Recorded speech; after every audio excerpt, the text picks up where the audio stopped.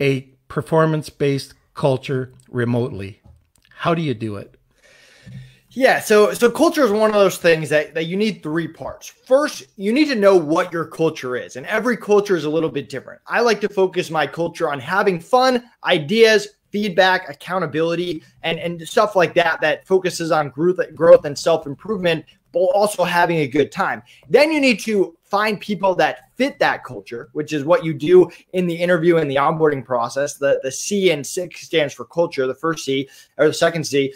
And then you have to have a way to hold that culture once you have the people in your business. And the way you hold the culture is by doing things like having on a Monday morning meeting, have everyone show pictures of their weekend, which we do. That's cool. Hey, yeah, and people get to laugh and enjoy and learn about each other. We do culture meetings every month. And actually, if you join the Outsource School newsletter, we just sent an email out today about that culture meeting, where we'll go through and do different activities to get to know each other. We'll share our values and share past stories on why there are values and get people to buy in, which is equally as important. And culture is something you need to work on every single month. You can't just say, hey, this is my culture, everyone follow it because I said so. You have to make people feel a part of it. So again, it's figure out what your culture is, talk to your business partner, talk to your team leaders, define that more. Find people that fit your culture and be comfortable turning people down no matter how talented they are if they're not a culture fit. And then do things over time in your meetings to make sure that you're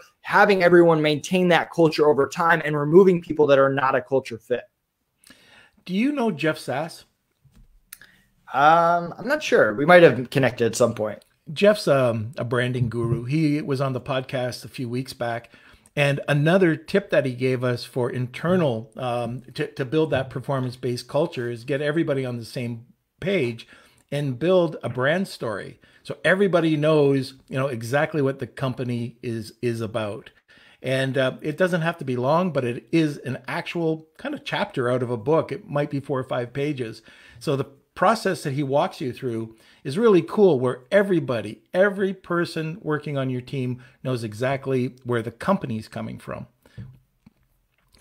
Yeah, I mean, I love that. I think there's so much. I mean, we could talk about culture for an hour, and we have tactics that we teach at Outsource School. And actually, my business partner, Connor, is one of the best people about culture out there. So I definitely recommend just checking it out in there. And we've got a free trial you can check out. But yeah, I mean, culture is the foundation of our business. Like, we just don't work with people, no matter how good they are, if they're not a good culture fit. And if you've ever talked with someone on our internal team at FreeUp, which is still there, even though I don't anymore. Same thing with Outsource School. You'll notice that you have very similar minded conversations because we spend a lot of time making sure we're only letting people in that have that same culture, that care about customer service, that care about taking responsibility if they mess up. They care about ideas and feedback and listening to feedback. They're all built from the same